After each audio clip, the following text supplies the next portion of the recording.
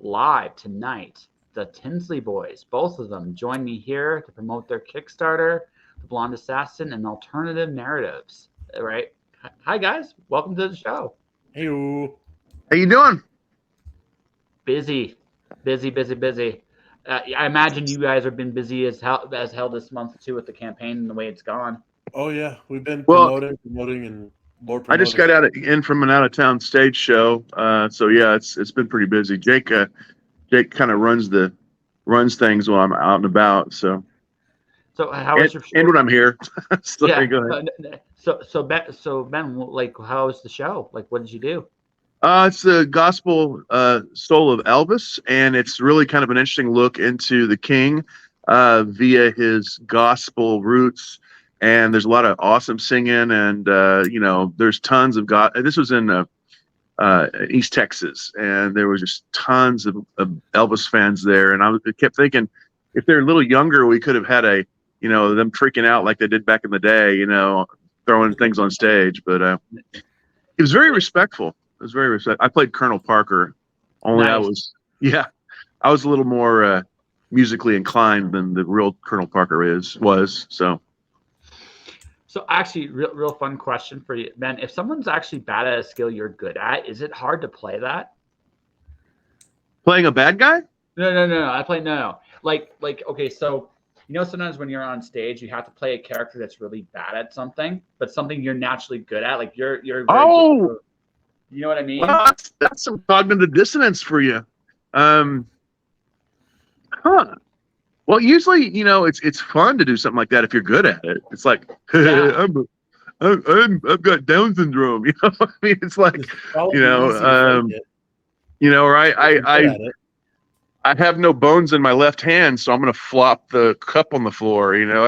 Or like in real life, I trip on things and fall and break my neck. That's fun. I don't know. It's an interesting question, though. I can't say I've ever been asked that before. Because so my favorite example of this is the guy that played Joey Tribbiani on Friends, Matt LeBlanc. Mm-hmm. Joey was a bad actor on purpose, right? That was anybody with 5 minutes of acting knew that he was doing that on purpose. Oh yeah, but I think it takes skill to actually play yourself being bad on something and make it funny. You know what I mean? I'll use a Matt LeBlanc I will use a Matt LeBlanc anecdote to answer your question. You remember the episode where he was trying to learn French so he could get on a play? Yeah. He's fluent in French. Oh wow. Yeah. He was raised in his family is half French, so he grew up around it like like those beautiful Hispanic women know Spanish. He knew French like that. I mean, so he was doing exactly what you just asked me. Yeah, exactly. That's because he was a loop a boop. He probably went home and his grandma was like, "Oh, I just can't look at you right now," So yeah, it's like, and then he goes, "Grandma, look at the paycheck they gave me to do that." And then grandma's like, "Okay, I understand." It's like, "Yeah, I'm sorry, but le understand, je comprends très bien." So now I'm gonna be waiting for that role. I'm gonna be going, I wonder if there's someone here who's good at something I'm bad at, or bad at something I'm good at, Yeah, well, like you said, Colonel Parker, who had like very little musical inclination. You sing, you perform. So and honestly, I do a few skits of him trying to take money from the audience, but I can't really do it too aggressively because the audience will think I'm really trying to. They were really old people. So. Put the money in the bag. Yeah, I know. Here's what I did. I'll give you an example. I had this gag that I had to stop where I'm passing out offering plates to the audience while he's singing, while Elvis is singing, as an example of, just my chicanery. And Elvis stops what he's doing and goes, "Stop that! That offering gag has got to go. You're stealing money from the audience." I looked at the offering plates after I took them back, and there was like $20 in them. Yeah. Because they really thought I was taking it, and it was just, so it's just, I don't know. That was just kind of weird. Joke. Well, it might be a joke, but the thing is, people will play along, right? People will play along to see what happens. That's cool, but let me ask you a question. If I did that, would you put $20 in my offering plate to help the gag? I don't know if I put $20 in, but I might put $1 or $2 in there just to see what Okay, happens. all right. Well, Yeah, that's good. No, just because again, it's you're playing with the audience, right? Yeah. We're playing with the audience, so there's a really simple temptation just to play along, just to see what happens, right? Yeah, Okay, that's true. It's a really fun thing to go to a show and then be made part of that show via your cooperation with a gag or a little jab to the audience or something. Well, the thing that kind of threw me off guard, just as Ben Tinsley, not as Colonel Parker, is that they kept looking at me like, "You're Colonel Parker. What are you doing?" It's like I think some of them still think Colonel Parker was a great guy. I don't know. All I know is that we went from I'd show up and I'd scream at him from the balcony, and everybody be what, and I don't know. But yeah, that's something to think about, I guess. But I just blew my mind, and it blew Mark Rios's mind too. That they put money in my little mockery of a. I'm not saying I get why you're shocked, because you're right. You're curious, but I understand it on the other end too, where it's like, if it looks fun, I'll do it. Now I wouldn't throw $20 in. Well, see, and maybe I'm wrong. Maybe you're better at the perception on this than I am, but I just thought that they really for a minute thought they were in church. Okay, so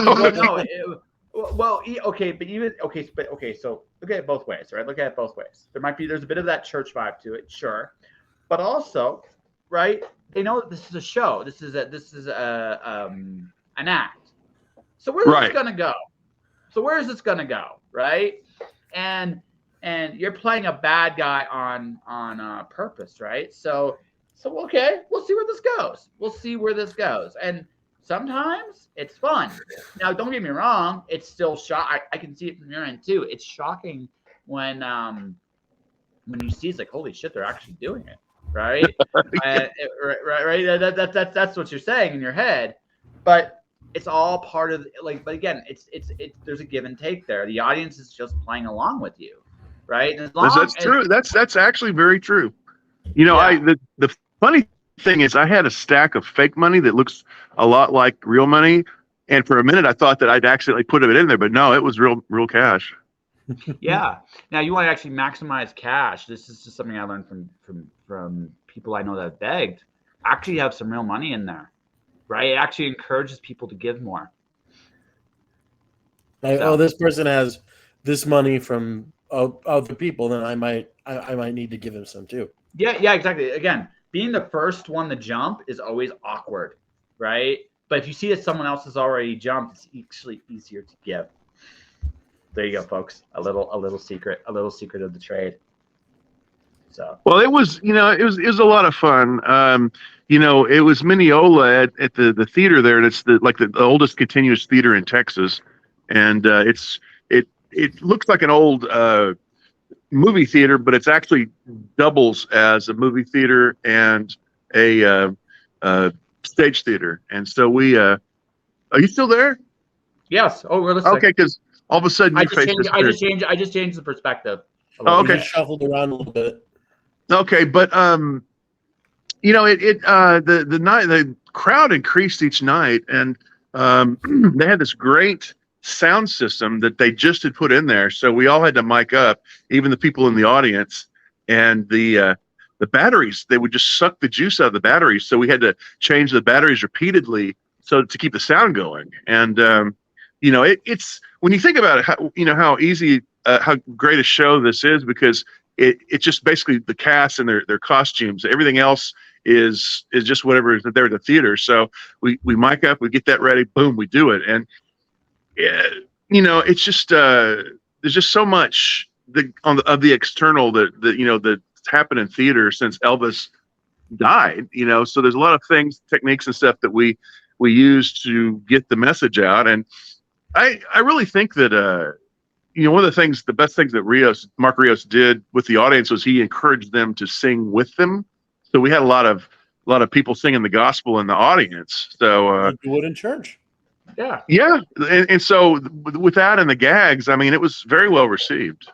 And I thought the matinee, which was yesterday, I thought we were gonna have kids running around, but it was all older adults, all Elvis fans. So It makes sense. So Jake, what's up with you, buddy? Oh, what do you mean? Like how things going? Oh, things are going great. The Kickstarter is going good.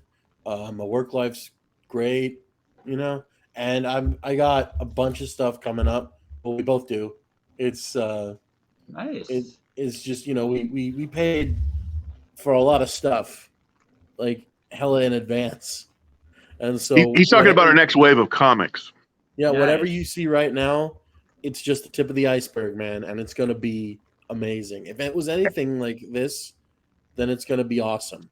Oh yeah. Well, And that's actually sorry. It's actually a good time to bring this up. Because of my multiple projects and stuff, it made sense to make Jake the full-time business manager to make sure that formally to make sure everything runs. And so he's done a great job of making sure that the show runs. So he's actually approving a lot of comics that I wrote, a lot of comics that he wrote, a lot of comics that some of our the other people, Manuel Alvear and Christopher Blaine wrote, and the big bulk of those is under his umbrella right now, Jake's. So Jake, then are you like? So I guess I should ask: are you like the editor then, overall like editor at this point? No. That's Dad. Dad's the editor guy. I write. I write and I approve of the art, but I don't edit because Dad is the one with the English degree. Okay, like in in a newsroom, you've got a managing editor, and his main job is to make sure that the trains run on time. Well, not the trains, but the newspapers run on time. That the people meet deadlines. He's not like editing what their copy. He's telling them to move their ass, or we're going to lose money. So Jake's the one that keeps our money from going out somebody's butt. And I also make sure that everything is up to snuff. I ask for, like, whenever say that the artist has a panel or something that isn't super identical to what was written in the description. Right, he's the script guardian. Yeah, it'll be like, okay, so this guy is actually supposed to be on the other side of the room, and that guy's supposed to be yellow, not purple, and So you actually are kind of editing still. Like it's not, you're not doing the words per se, but you're doing for lack of a better term, you're almost like the proofer. Like you're there, right? Because you're actually making sure everything that's supposed to be the way it is. He's right, Jake. That is what you're doing. You're okay. Yeah. So but we're you're working together, but you're just tailoring the brand to both your strengths, if that makes sense. Yeah. Jake wanted the experience on the business side of it, and I needed to just be able to write and have somebody I trust to make sure that that Night Owl is on this side of the villain instead of the other side, and like what he just said. So, like what we see in our heads comes out on the paper instead of a mistranslation that causes it and makes it look ugly. No, I gotcha. Now, Jake worked it out. So some of our guys like Manuel Alvear have individual Facebook folders with their artist, and they have just artist-writer conversations all the time. And like Jake the artist runs it directly by them. Like Chris Blaine also, they runs it directly by them, and I'm almost like, all right, I like it. What does Manuel or Chris say? That sort of thing. It's going on. I wrote a script for a comic book universe, not mine, and I'm basically that's a big part of the thing. Like we do occasional conference calls, me and the artist, just to make sure we're all on the same page. It's been just fun stuff, mostly just like, it's like, hey, why would they be wearing in this environment? I kind of explained why the characters are being like what they are a certain way, which is totally like, it has to make sense for the story and also the personalities of the characters as well. I'm playing with somebody else's universe, so I keep that in mind when I wrote this script. But even so, it's been a lot of fun to put it together, and it sounds like you guys have had a ton of fun doing this. So. Oh yes. But yes, you're right. You gotta be careful when you're playing with someone else's IP because they're usually very touchy about that. Yep, and understandably so. Like if I was to write a blonde assassin issue and I was not having Dad's help, then I would run any decision I made past my dad in the first place. So it would be with his help, even if he wasn't directly helping with my writing. Well, which makes sense because it's Ben's baby, right? Yeah, So basically. Yeah. Just like alternate narratives is mine. Yeah. So, like I said, your Kickstarters is well into play. Like you're about halfway there. You're getting to the home stretch now, where all the media stuff is done and the advertising is done. Well, we've done some really stellar work, the two of us, on Night Owl and this new comic, Gen Stalkers, that we're going to be putting out somewhere in the near future, and really, really happy with that stuff. Really happy with that. It came out so good. And we have the comic that Rachel Pollack wrote for us before she died, and we added some new stuff to it and kind of improved the color of the original comic. She did it for us around 2011, and we published it then, but we didn't get a lot of sales. And before she died, she actually asked me if I would republish it, and I agreed to do so. So we've got that really, really nice. So our big problem now is, do we put them all together in the same batch, or do we find a way to sell them separately, or that kind of a thing? So would you guys like an outside opinion? Yeah. I think you should spread it out because I think there's a tendency there, like to shoot your wad right out. So Ben, are you a little shy at the camera? Sorry, I'm having trouble with the hearing. The hearing is. Yeah, I don't think he can hear us properly. That's why his ears. Okay, gotcha. No, I gotcha. No, so like there's a tendency, like you got all these great projects and you're like, you want to show them to the whole world. But the truth is, if you want to service the projects correctly, right, you got to give all of them a bit of space to breathe. Like once you conclude this project, maybe you wait a month or two and then you start building the next one, right? And then because that way you give the audience a chance to take a breath, enjoy what you guys have already done, right? And you can also start getting people excited for what's next. Well, I think probably one of the big things, in addition to Rachel Pollack's copy of our version of our character Genius, my late mother wrote basically a Bible for a series of romance novels, and we've taken the first one and we're converted it into comic book form, and we're using chapter 1, a little bit of chapter 1 and chapter 2 in this upcoming comic book, and we're trying to figure out, because it's connected to us, but we call it the AMT verse, my mom's initials, because we want to promote as a series so that it'll sell. So that's one thing we're trying to figure out, how to sell it, who would buy it, Well, I know people who would buy it. That part I think is honestly, you're hitting in the romance market, right? So right, exactly. Right. So the romance market is filled with it. I like that. If I were to do a batch release, though, this is my 2 cents. That would be the series to do a batch release on.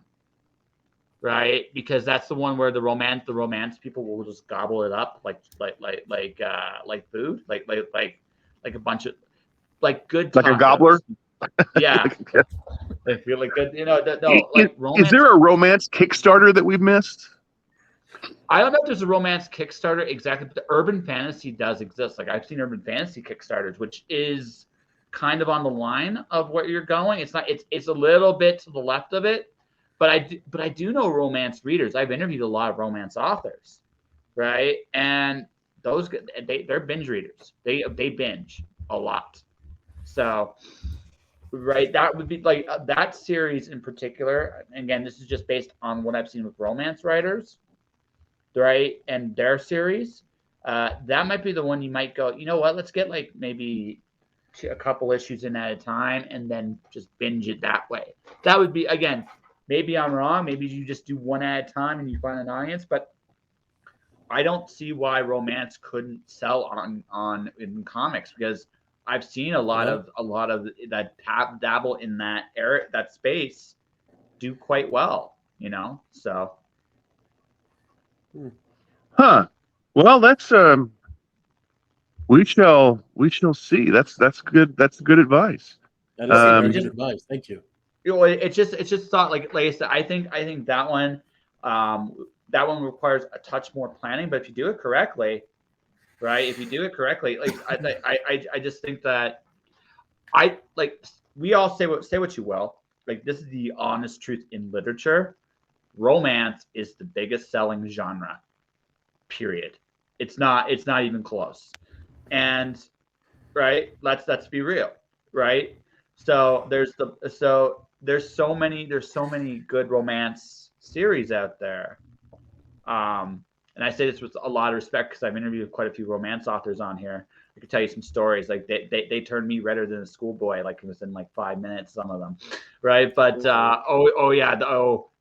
Jake, you have no idea, like the minds you're dealing with there. Holy shit, right? But Ben's laughing because he probably knows, right? But just fun to hear. Yeah, but no, like there's always a demand. Like, if it's a good story and it's got a romantic tie, it'll work. Do you think we could like get Fabio to pose for the cover? We have no characters that look like Fabio in the book, but okay. Jake forgets we've already paid like five different cover people to do the comics, unless you're talking about the book itself. I was making a joke. It was fine. Yeah. It's the first joke. All right, go ahead. I'm actually a fan of a romance writing combo. Their name is Alana. They're a husband and wife team named Alana Andrews, but they dabble in fantasy, like that urban fantasy romance line with the Kate Daniels universe. Right? They're not comics; they're novels, but they're really good. That's gotta be a weird relationship. Well, that's just it. I mean, mom's whole thing is a novel, but I'm trying to like use our lens, you know, to put it out there before we try to get the whole novel into play. No. And I'm not arguing. No, I'm not arguing with you at all to do that, Ben. All I'm telling you is this, right? All I'm saying is, look at the romance genre, like with just the lens of what works and what doesn't, right? Like, just look at the stuff and be honest about it, right? It doesn't have to be. Again, you're doing a comic, so it doesn't have to be the same thing. But if you're a romance story, embrace it. You know what? We're gonna just go all in on it. You know what I mean? We actually, good point. When we did art for the covers, we actually took heavy inspiration from some existing romance or romance covers already. We homaged the heck out of them. Which is cool. I think it's actually a good strategy, honestly. Right? I think it's most of the covers I've seen on romance are themselves homages to something else. So, you know, there's a lot of that going around. Well, like I said, you know what the genre is, so don't fight it. I just like what I say is be true to the story you're writing, right? If it's a steamy romance, God damn it, be a steamy romance, right? Don't half-ass it. Just say like, you know what? Just make it what it is. And you know what? And I think honestly, just a hypothetical, like just for both of you. What if that becomes your biggest hit? Oh, dear. I'm just being. I'm not. And by the way, I'm not knocking your other work at all. It's just. You never know. Yeah, exactly. It would be just like my Nana to, you know, like all our years of hard work, and Nana comes in after Nana comes in posthumously and completely blows everything else out of the water. That would be Nana. No, and it would.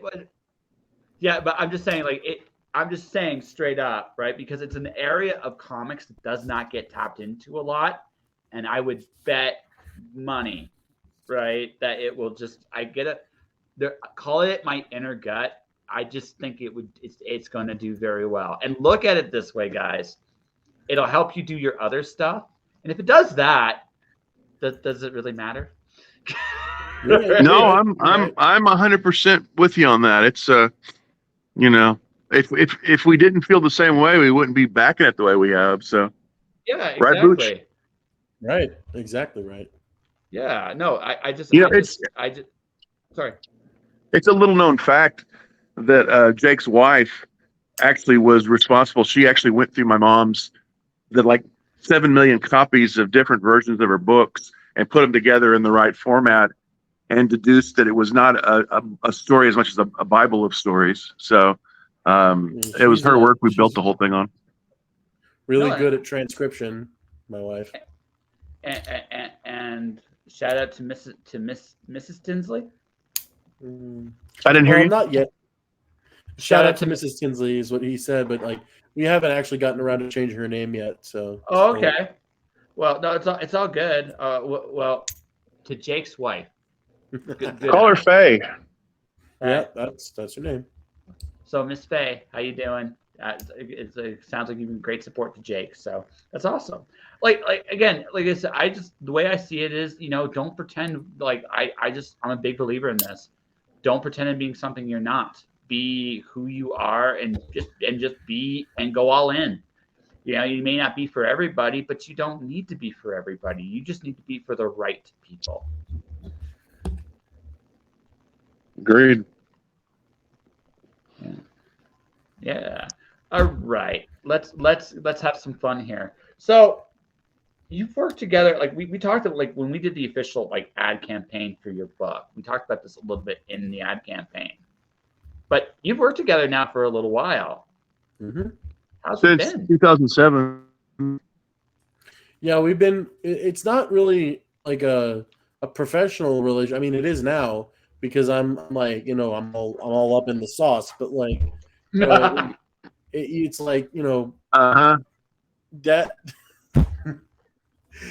and I have been doing this since I was like 12, maybe even younger, and it's like, it would be as simple. It went from us just shooting the shit in the living room, talking about like, what if like Superman could fly, but he could only fly straight up and straight down. It's like weird stuff like that, and developed into like stories that we would start telling and then writing down, and then I started writing them down, and then Dad just. There were too many thoughts to waste.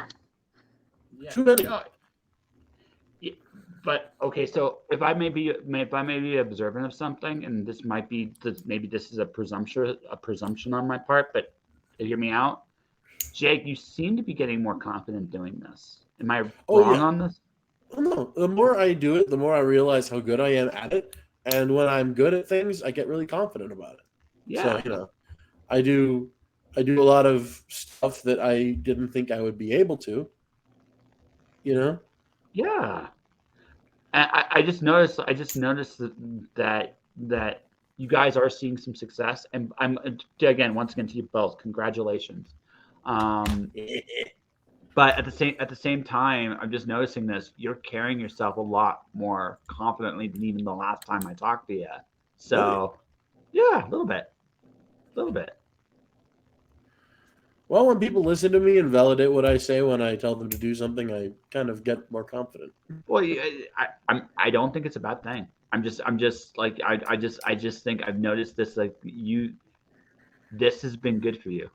And I mean that like in like you're expanding your capabilities, and I think that's always a great thing for any artist to do.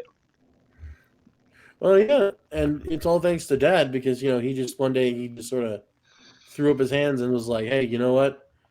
Maybe I need some help with this." And he called me in on it, and then I've been slowly assuming more responsibility, and it's been fitting me pretty well.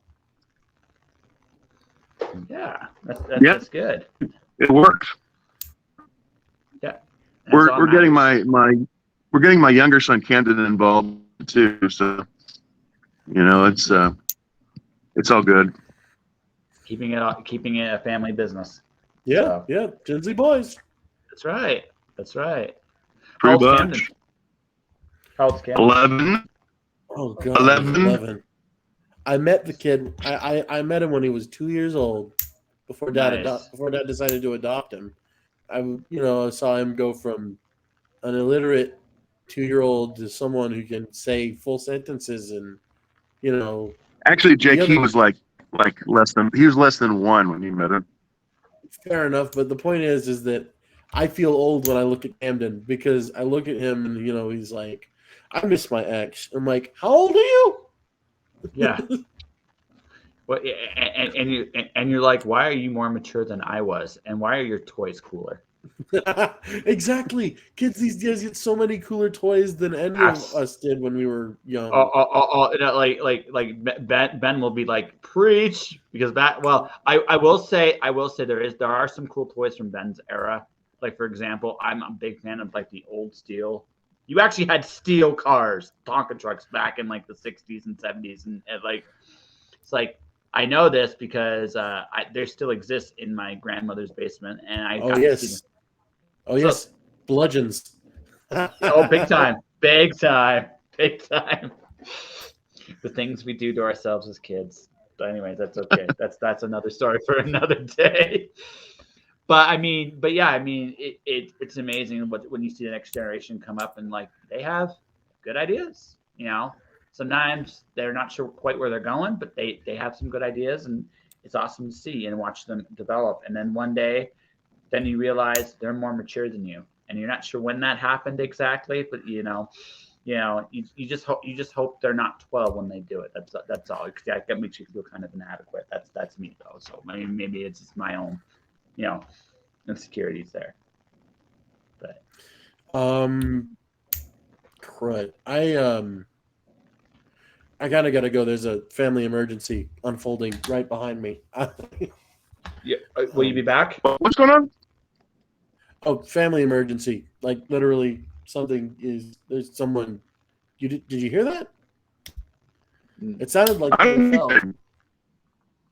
Go check it out. Go check it out. We'll you come back. Come back if you can come back. All right. You know what? I'm just gonna finish this out. Dad, you there? Yeah. He's there. Yeah, I'm just wondering what's going on. Oh, something fell. It sounded bad, but I don't hear anything else, so it'll probably be fine. Okay. If you want to go check, go check. All right, I'll be right back. Go check. No worries. I'm just gonna take him off this chat for the moment, so it's just us for the moment there, Mr. Ben. There we go. Haha. So, yeah. So for you, just since he's off the air right at this moment, you've watched him develop doing this stuff. Like you seem very proud.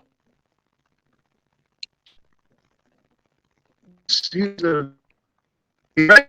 And we've been doing TV shows and interviews since he was like 12 about this. So yeah, he's really come a long way. I just he's a grown man now, so it's a whole different story than it was when he was a kid.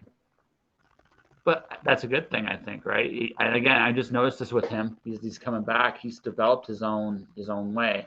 Hold on a second here. Hey. Nothing fell. It's just I thought for sure I had something. I have returned. Jake is back, ladies and gentlemen. Jake is back. And Ben might be having connection issues. Yeah, it sounds like it. His voice sounds like it does whenever I try to call anyone from my job because there's absolutely no reception out there. Yeah, hold on a second here. I'm just going to see if he comes back. He's frozen for the moment, so hopefully he reboots. But no, man, I noticed this since we last chatted. I'm just gonna let him. Yeah, he got booted out, so hopefully he comes back. Live streaming, ladies and gentlemen, live streaming with the way it goes. Yeah. Oh boy. But you're 2 weeks. You're 2 weeks ago. You've made your goal. So what's your plans for the next 2 weeks? The next 2 weeks, promotion, and if we happen to make bank, then we make bank. We got funded for our base amount in like under an hour. Oh no, like Yes. an hour 6. I was super proud, and it's still going strong. It's like, I never expected it to be like this. It's steady, right? There's always those nerves when you put something out there. Like, I'm actually launching my Patreon this week, so I haven't even delved into Patreon yet. How's that going for you? Yeah, no, for me, because the show is almost at 1,000 episodes, right? So I'm going on the road, and at like towards the end of the summer, and I'm thinking, well, I've already started making shows that are going to feel like the shows on the road now, and I'm going to offer that as kind of like a Patreon kind of thing. Oh, cool. But I don't know what to expect. Like, I really don't. It's one of those situations where I'm going to see what happens, right? I'm not expecting like a giant level of growth right away, but who knows? Like much like you, I might be pleasantly surprised. All right. I have an idea what I'm doing now. I think we'll find out, and that is exactly how I felt coming into this campaign. I have an idea of what I'm doing now. I think. Yeah. But you never know until you actually do it. Yeah, no plan survives contact with the enemy, or whatever they say in the military. Well, you all have plans. Life has plans until the first. Like, you always have a plan until you get your first punch in the face. Yeah. Right. Then you get punched, and then we find out plans out the window. It's my favorite Mike Tyson quote. It is my all-time favorite Mike Tyson quote. It's like, yeah, we all got a plan until you get punched. Right. That's pretty much how it goes. And back in the day when Mike Tyson punched you knew it was him. Like, say, oh no, dude! Like Iron Mike, dude. That guy, he was a monster. Like, he could still kill you to this day. But like those things, they could freaking they're murder. Oh, Mike Tyson back in like his 20s was the man, and everybody knew it. And everybody knew it. And we might in some alternate universe, we might be living in a world without Mike Tyson, because there was there's one thing I heard. This might be just a rumor. I remember I heard something about like him trying to pay a zoo to let him fight a gorilla. But like, you really, I don't care if you're Chuck Norris. No human being could ever fight a gorilla and survive. Because those things are strong. Those things are strong. Like you talk about how strong a man's arms can be. A gorilla's arms are the width of most human torsos. Oh, I know. Oh, absolutely. One straight blow from them, and you're probably gonna be missing your physical form. You'll be like, "Whoa, where'd my body go? Are those the pearly gates?" but then again, true story. To train. Do you remember Khabib from MMA? Yes. That boy actually wrestled bears. What? Yeah, he actually did. Like wild bears? I don't know how wild they were, but don't matter. It's a bear. It's like a bear. A casual backswing can kill you. Oh, right? Man. Oh man, that's even worse than gorillas, man. Like, the thing you gotta understand, Jake, is there are some guys out there, there are people out there that just do things to prove it to themselves they can do it. It's not sane. No. It's like those are the type of people that kept our species alive during the Ice Age. You saw a massive woolly mammoth walking by, and they're like, "I could kill that thing." Yeah. Meanwhile, but there's a little that ego is again a little healthy in us all, right? It's just we express it in different ways now, right? For example, you guys are like, I can get paid for my art. There's a little bit. It's not the same thing in terms of physical. But a little bit of woolly mammoth on the internet. Yeah. Oh, absolutely. You gotta have it, right? You gotta have it. If you don't have it, you don't. How do I put this? You don't have it. Again, I mentioned this. Like, you're more confident than when we last talked. I think a little bit more, and that's because you're seeing the results of what you're doing, right? You're seeing some validation in your ideas and your execution. So Yeah. right, which is great. I'm really happy for both of you, right? For not just for my own personal reasons either, but also I want everybody to succeed, right? And that's lifting. So now you're gonna look at the next book, whatever you guys decide to do next.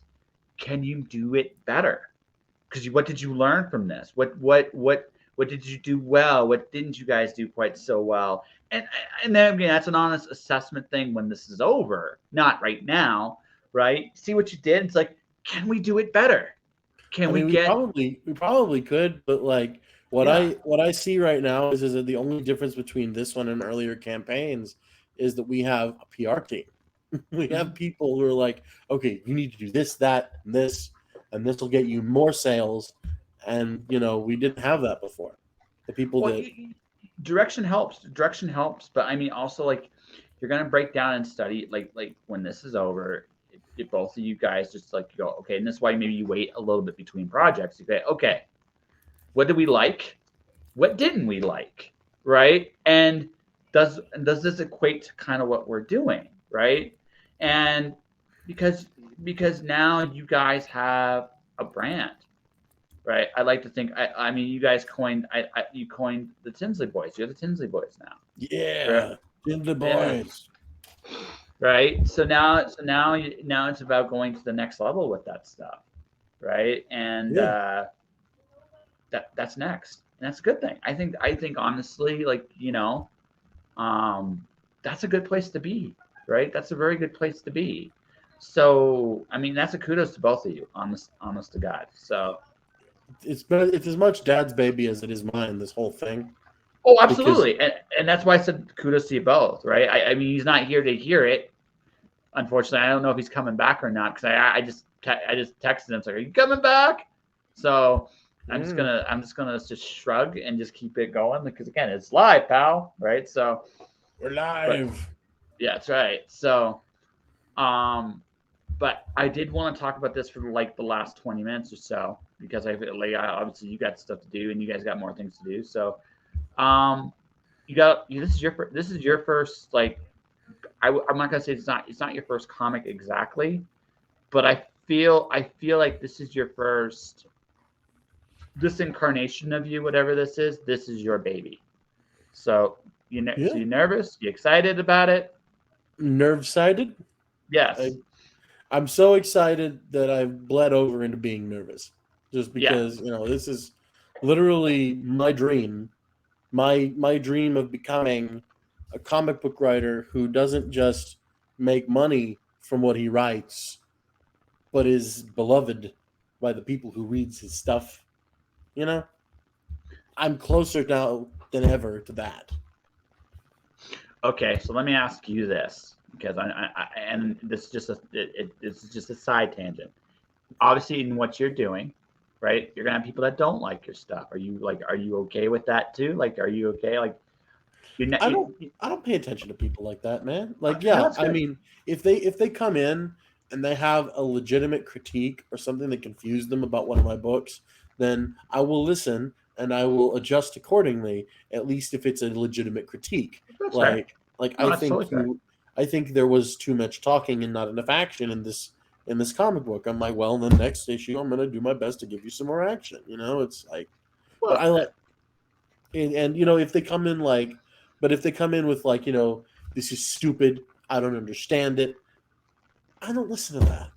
It's if they don't get it, then they're not my target audience. actually, do you know what? If they leave you a review, you thank them. You want to know why? Why? Because they up your opinion. They up you guys on the algorithm. See, Ooh, see, right. that's why I'm asking this question, right? Because I have this very simple philosophy. You can't please everybody, and you shouldn't. And you're right. Like by and large, you're going after a very specific audience, and that's totally fine, right? But if you piss somebody off along the way, and enough to write about your stuff, thank them. They just My make you more dad, money. my dad was a reporter for so long. Growing up, he was like a crime reporter. It's Mhm. really cool.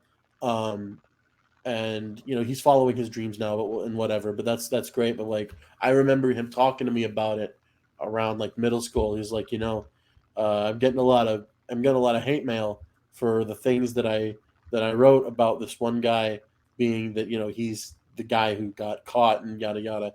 But you're a legitimate writer when people see fit to write these things to you and send them to you personally at your place of work. It's flattering, is what he said. I'm like, are you sure? There could be anthrax in that envelope. But he's right. But he's right. Because you made enough of an impact to make people care. Yeah. And that's the real goal. Right? Yeah, I mean, don't get me wrong. You would like it if everybody loved you. We all would like that. But I also feel like there would be no point if everyone loved you. Because if everyone loved everything I did, I would stop trying. Exactly. Exactly.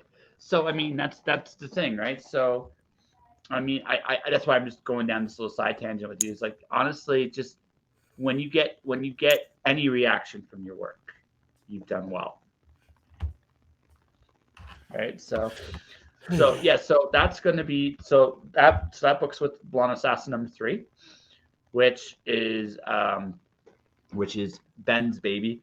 I hope he comes back. I don't know if he's going to come back. Well, I have some opinions on it if you want to ask me anything. Yeah, no, I would love to. Yeah, I just don't want to feel like okay, my personal opinion, I love the first issue a lot. The second issue, I thought definitely psychedelic, right? Definitely. Oh wait, he's back. He's back. Oh, is he? He's back? Are you back? Hey, you're back. Ben. I never left. I've been watching you the whole time. You have? No, I haven't. I'm just Yes. I mean, you got such a bad connection. I was thrown off, and I'm like, what the hell? Your connection is just so bad. I don't know what's up. I don't know. Who was it? Somebody fall? Huh? Did somebody fall? No. No, nobody Did fell. someone fall? No. What was it? I think it was like someone yelled, but nothing actually fell. Someone was laughing in the other room. Ah. Yeah. No harm, no foul. I think it's pretty foul. Okay. Anyway. Okay. Anyway. So we were talking a little bit about writing stuff about that people love and hate. That's what we were talking about, right, with Jake. And he actually told stories about you writing in the newsroom and how you dealt with it. How did I deal with it? You told me that you only know you're a legitimate writer if people start writing your hate mail. Yeah, I also told you I hope that never happens to you because it may question yourself. It takes you years to come to that perception. It's not like, oh, joy, someone's going to kill my family because I'm a great writer. I mean. Well, it actually, you kind of helped me make that leap right there. So if that did happen to me, I'd be like, So I told him, if you guys ever get a really bad review of your stuff, thank that person, because you guys just got jumped up on the algorithms because someone took the time to write about how bad your book was. So it made it more visible anyway, right? It goes back to like there's no such thing as bad publicity. As long as you make someone feel something, then your book's good. It's like those people who ban books at school, and then all those kids that are going to that school are like, ooh, this book's banned? I want to see what it's about. Yeah. Take advantage of it. Yeah. So, well, cool. Jake? Yeah? Tell them some more about taking care of the comics. Well, I was going to ask because we're heading into the home stretch here, Mr. Ben. Heading what? We're heading into the home stretch, and I want to talk about both your books before we wrap up because I think that's important, right? So we were going to talk about Blonde Assassin #3 right before you came back because I wasn't sure if you were coming back, right? So it was just like we just were rolling with it. So, what do you think of Blonde Assassin, Ben? How do you rate that compared to the other two issues? Well, it just kind of writes itself. I just don't really know what's going to be on the page until it gets on the page, and then if I don't like it on the page, it won't be on the page. You don't really know the full breadth and length of what you're writing until it's written, I guess. Do you know? I Do you Go know ahead. where it's going?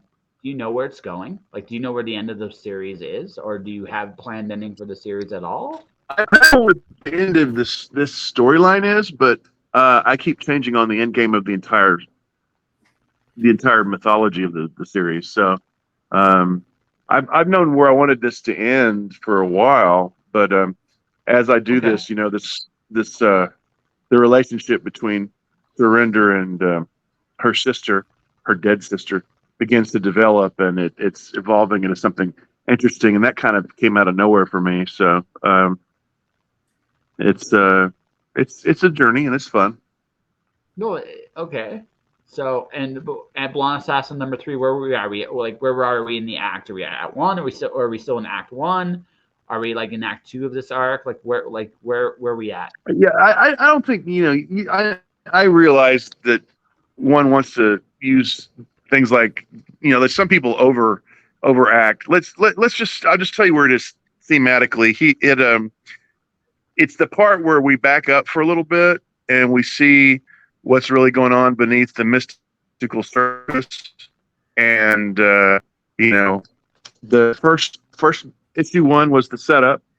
That really is indistinguishable from most thrillers.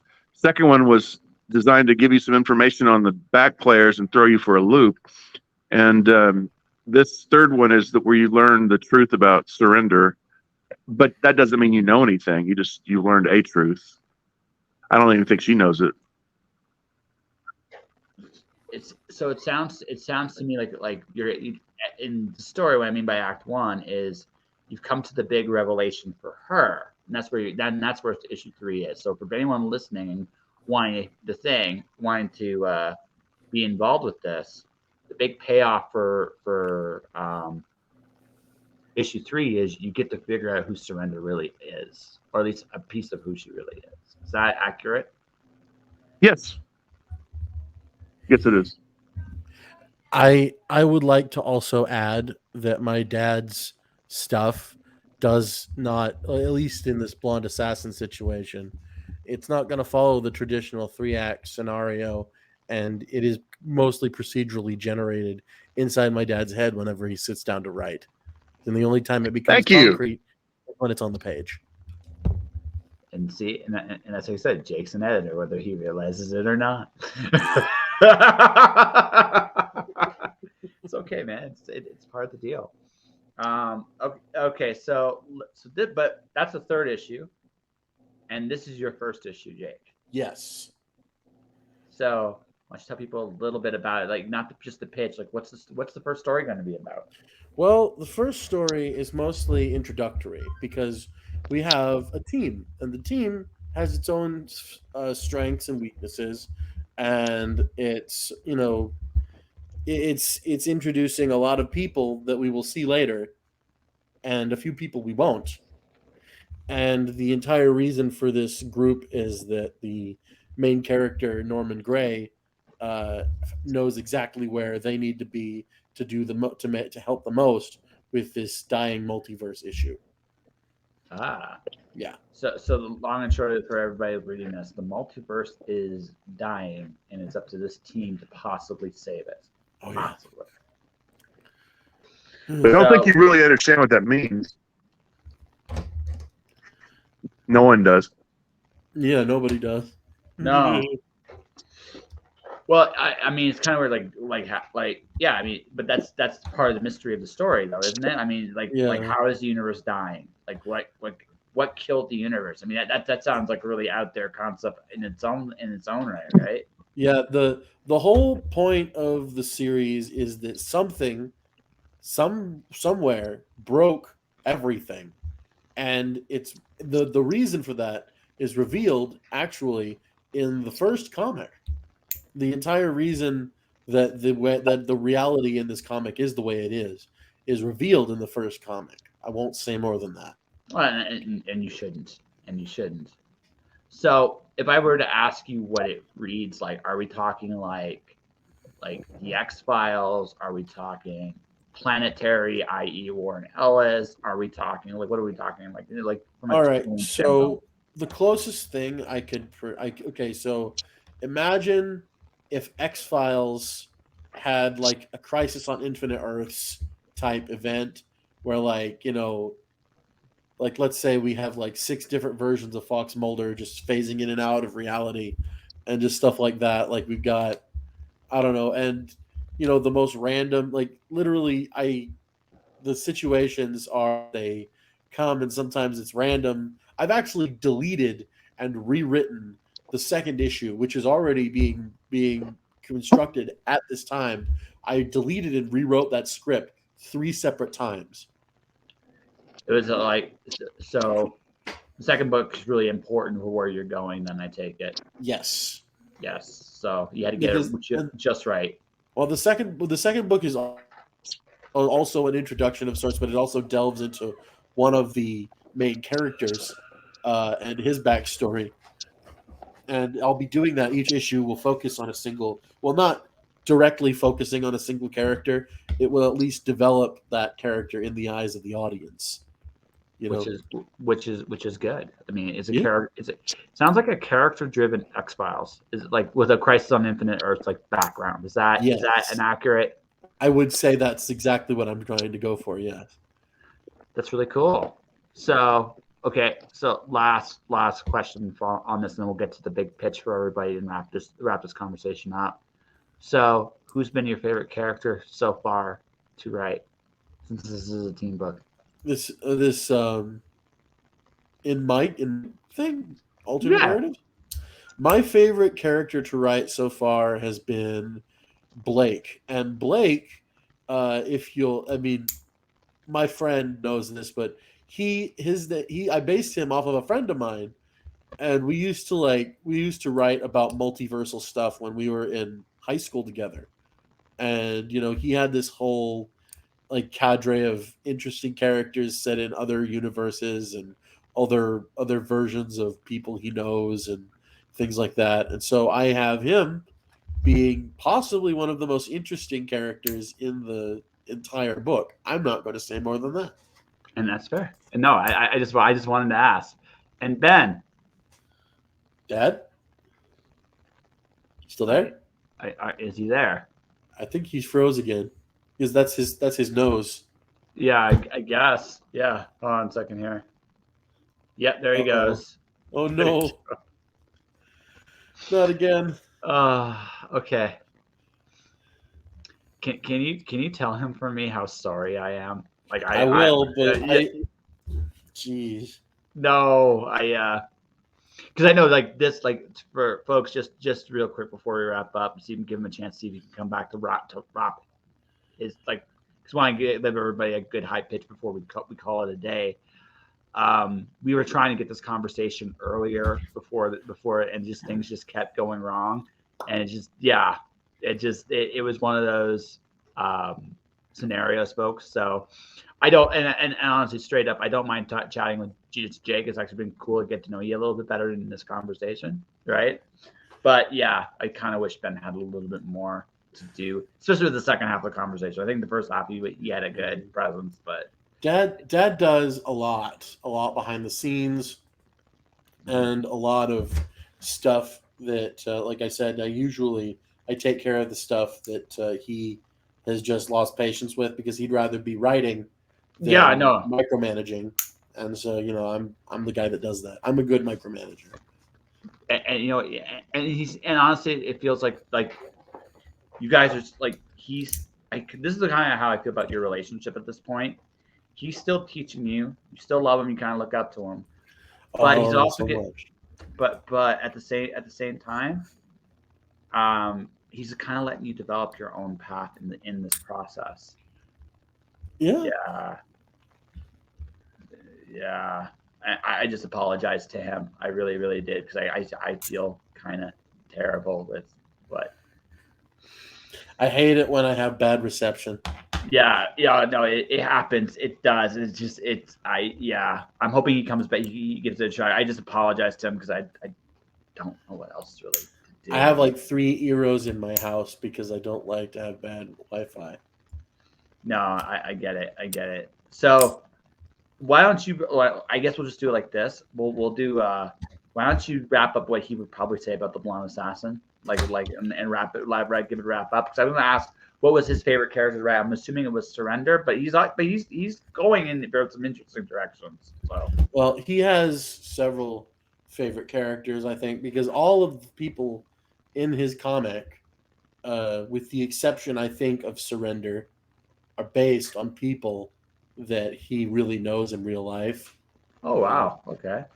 And I think his favorite character would be Blue Blazer. Okay, that's fair. I figured I'd ask. Okay, I really feel terrible about doing this because but you got to go and he's got to go, and even if he came back right now, I was really hoping he'd come back right now. I mean, I don't think that his iPad, because I think he's using an iPad. I don't think it's up to snuff. Yeah, no, I gotcha. So listen, Jake, I want to thank you both as well. I'll just say this here. I mean, I was glad I was able to help you guys out, but I'm glad you gave me the opportunity to do so. Glad to be on the show. Glad to get our voices out there. Glad to help you out. Yeah. So why don't you do the whole? I'm going to put the Kickstarter link up. Just briefly say what you're going to say here, because this is what matters for everybody here, and then I'll make sure this goes on the audio tomorrow. So where do you want people to go, and where can they find it? Go to our Kickstarter. No matter what you buy, no matter how you buy it, no matter in what quantity, you're going to love what you read, as long as you enjoy the stuff that we pitched about. So So it's going to be great. If you like a mystical thriller, check out Blonde Assassin. If you want a X-Files character-driven X-Files multiverse, check out Alternative Narratives. They were available now on Kickstarter. You should definitely check them out. And that, folks, is that. To Ben Tinsley, if you are listening to this, dude, I'm really sorry. I really, really am. But you're great. Thank you for coming on the show, and thank you for trying. I appreciate it. And Jake, thank you for coming on the show as well. Glad to be here. Yeah. To everybody watching, to everybody listening, thank you for watching. Thank you for listening. Stay inspired and keep shining in the dark. I'll see you guys tomorrow. All right. Bye.